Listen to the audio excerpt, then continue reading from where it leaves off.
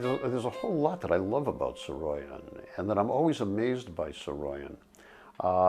He never lost a sense of himself as a writer, and what it was to be an independent writer, free of institutions, no teaching position, no National Endowment for the Arts grants, no port in the storm. He was living on his wits. He was always, and he was so independent. I mean, he was so contemptuous of the establishment.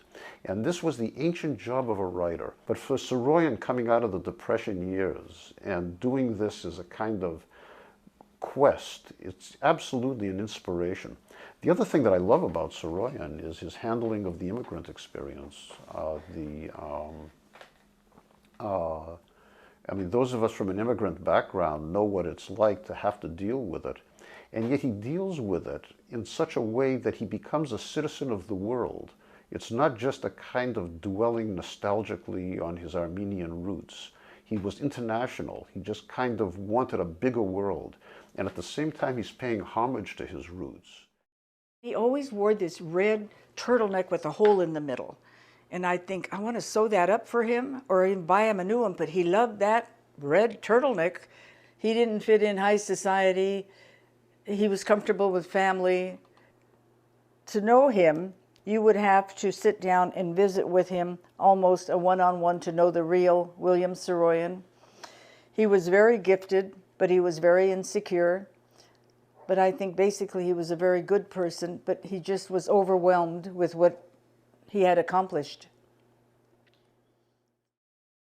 He wrote very much as he spoke, and he also introduced, was not just his Armenian free speech.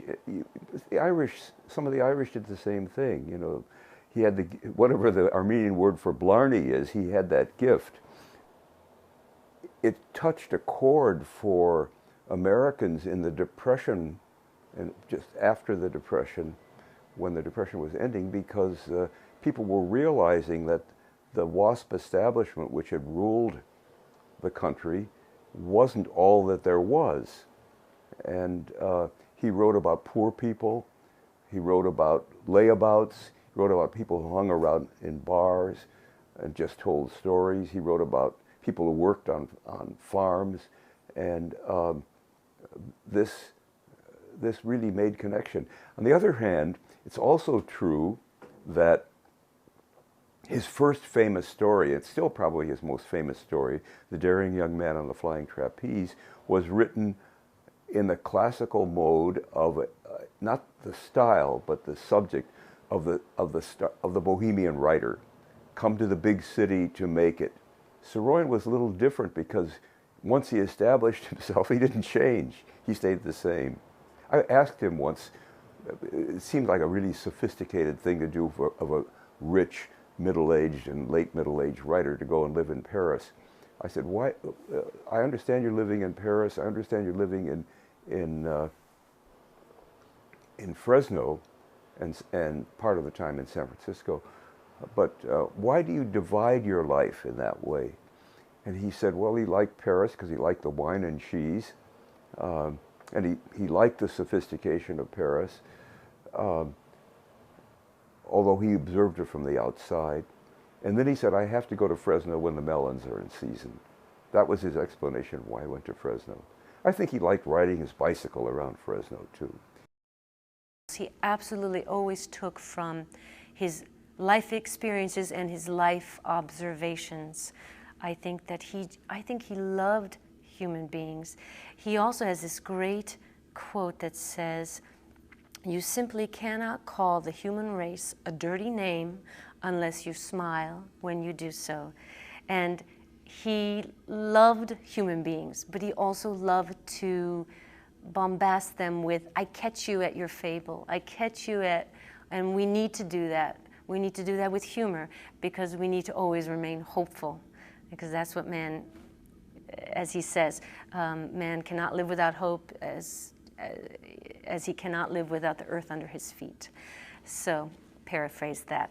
But so he was a great observer and lover of human beings, strangers, people in the orphanage that he had met, and people in the streets of Fresno, and people in New York. And he wrote the part of Kitty Duval in The Time of Your Life for Lillian Gish, which he confesses in a memoir, the same memoir I spoke of earlier, Sons Come and Go, Mothers Hanging Forever. He confesses that I never told anybody because Julie Hayden did a beautiful job, and how that happened was a very natural thing, but I actually wrote it because I saw Lillian Gish on the screens, the movie theaters in Fresno when I was a kid, and she made an impression on me then. And, you know, and that's where that inspiration came. He realized he couldn't cast her as a streetwalker, but...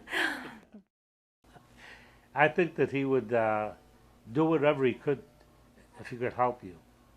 And to give you an example, if you were walking along the streets of Paris, and there'd be a guy sitting on the sidewalk, or a woman who was a gypsy, and should have a little kid with her, and should have a few coins out there, and he would empty out his pocket and give it to them. And I said, you know, these people are making a business out of this. He said, how do we know? He was contemporary, of course, to Hemingway and Steinbeck and Faulkner and people that were considered great artists. And he recognized that he was not the same kind of artist as a Hemingway, for instance, because he didn't want to follow chronological order or the necessary forms of rhetoric. And so he would jump in wherever he wanted to and completely rewrite the modus operandi of writing, and he did. He was very prolific artistically. I mean, he had a great proclivity for expressing himself. He collected almost everything he wrote, and he would doodle and make drawings and paintings and put them on scrap paper and make a montage or collage of things that he did. And he was constantly saving and creating.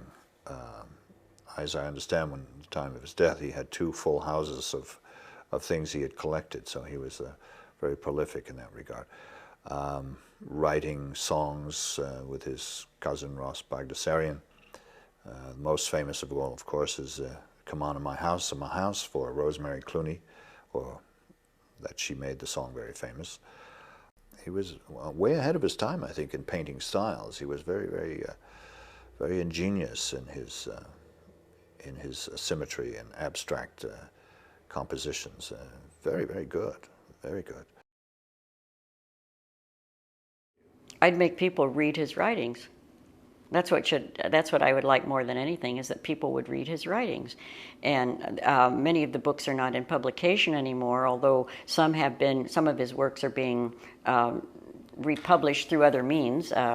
Heyday Books, for example, has done 2 Saroyan books in the last few months, or last couple of years, and I'm hoping that's going to help people read his writings again. When I've read Saroyan, I found him a very accessible writer. I think there's a kind of immediacy in his work that, especially today, you don't find in a lot of American fiction. In other words, my take on Saroyan was that he wasn't particularly interested in trying to expand the boundaries of the form or to do something formally new. But he was interested in writing about his characters in a fresh and vivid way. And I think that brought those characters closer to readers who say, you know, if they lived in another part of the country, like where I'm from, we read him when I was in about 7th or 8th grade. I knew nothing about the landscape that he wrote about, who would have been living here, how their lives would have differed from mine. But he made that life accessible for me, and I think that's because he really didn't let very much get in between the reader and the characters.